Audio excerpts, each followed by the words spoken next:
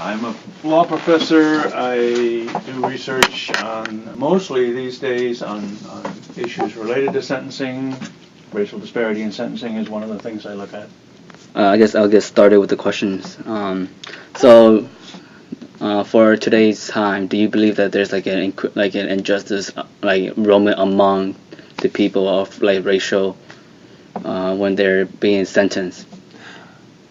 Well, there's certainly, so I guess the email referred to racial disparity. Disparity is, not a self-defining term. It might suggest either overt bias or implicit bias, but it can also represent sort of the unequal impacts of laws and decisions which themselves are racially neutral. So another term that's often used is disproportionality. It's the ratio of different races to the resident population. So we'd say, what is the most often it's used, and that's why one of these things I wanted to give you a copy of. People have looked at the disparity in Minnesota prisons and in other state prisons, and particularly African Americans versus whites.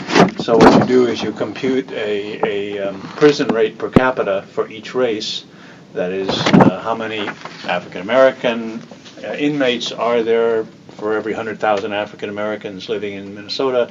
How many white inmates for every 100,000 white people or non-Hispanic white people living in Minnesota? And then you take the ratio of those two rates. So another way of looking at the rates is to say that these are the odds of being in prison if you are African American, if you are non-Hispanic white.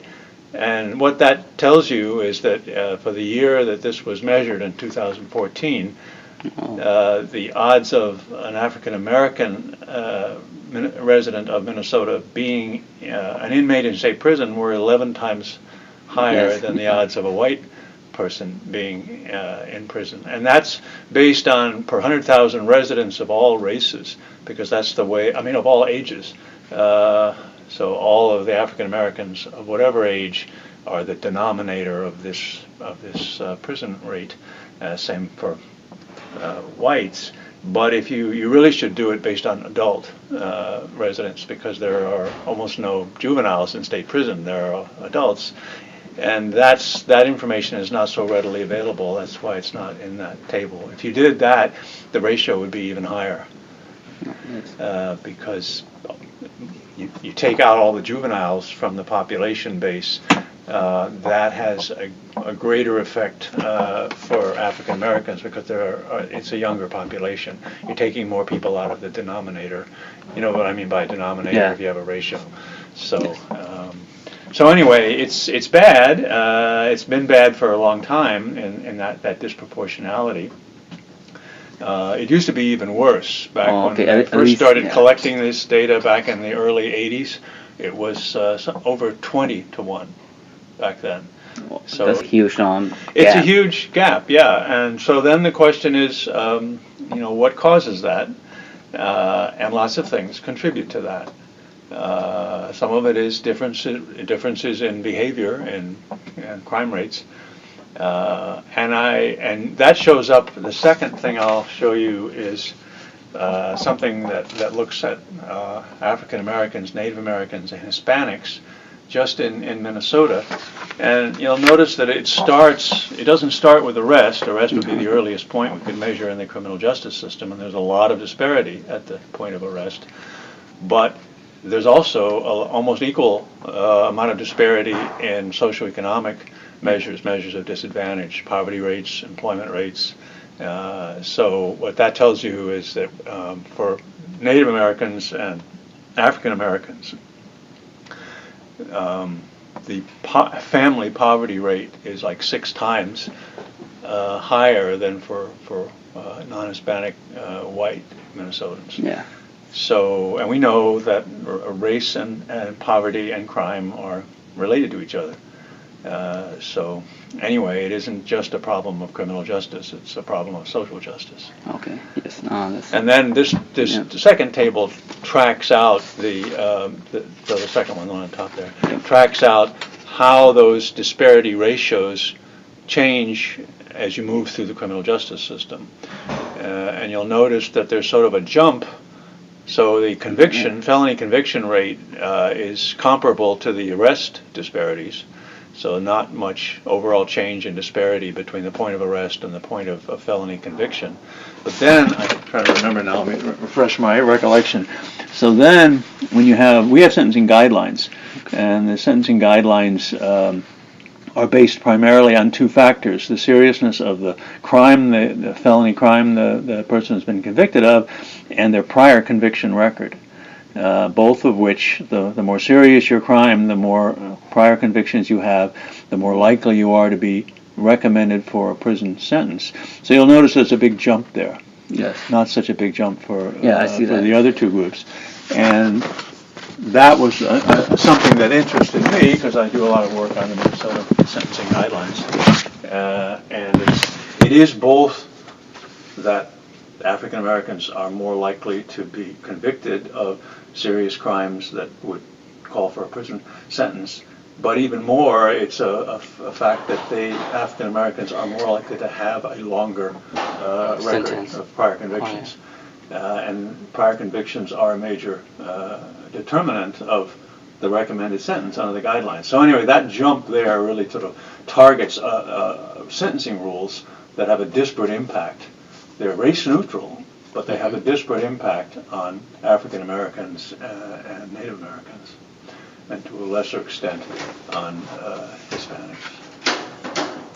So, and after that, it stays up at an elevated level, both at the point of view of people actually being sentenced into prison and the numbers of people sitting there on any one day.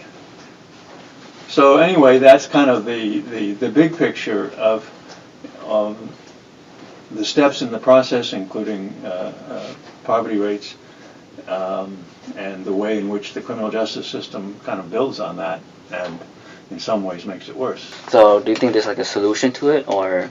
Well, yeah, every step of the process, police, everybody needs implicit bias training, even though we all kind of roll our eyes, more HR, more of this stuff, but some people actually do learn something from that, including the people who went into it thinking, I don't have any implicit bias. But then, they realize and they look at the results of these tests that, actually I was making different judgments there. So that helps. One of the things the city of Minneapolis has just done was to back off on their sting operations for marijuana violations, because one of the things that gets African Americans to have a longer criminal record is that they get nailed for small amounts of drugs. They get searched because he looked dangerous, so I thought I'd make sure he's not carrying a gun. He's got some pot in his pocket. Get him for that. He's arrested for that. So one of the things you can do is say, we're here. We do care about the guns, but the small amounts of drugs, especially marijuana, just seize it, but you don't have to bust them. Yes, that's true. You punished him just by taking his weed. That's true. So there are things you can do at the policing level. There may be some things that prosecutors can do when they get the cases. They be looking for discriminatory patterns. Where are the white defendants? How come all the guys judges need to consider, one of the reasons that I use that chart that begins with the other one, the one that begins with socioeconomic disparity, and it ends with prison populations. Well, those people get out of prison, and they're even more disadvantaged than they were before. Having a prison record, is it's already it's very hard to get a job. It's hard. You're less attractive as a marriage partner. Maybe you can't even get a place to live. You may not get all your welfare benefits if you've got a drug record, especially. So it's just a revolving door. And so one of the things that even some prosecutors are beginning to recognize, if we're in the crime control business and public protection business, we have to recognize that one of the dangers is that we're making a problem worse, that we're just cycling people through, compounding the disadvantages they already have. That's just a formula for more crime. Yes. So a judge ought to be considering, yes, this is a crime that maybe over the line in terms of what I would consider to be a prison sentence, but on the other hand, this is the disadvantaged person, so that's a bit of a mitigating factor in how they got into this in the first place. And a send them to prison, it's going to make them even more disadvantaged. And so be looking, especially for disadvantaged offenders, which will be disproportionately the non-white offenders, be looking for alternatives, things you can do to break the cycle, and not just keep it going. So anyway, it keeps me busy. Sad to say. Thank you for. All right. Well, good luck with your paper. Thank you for speaking with me.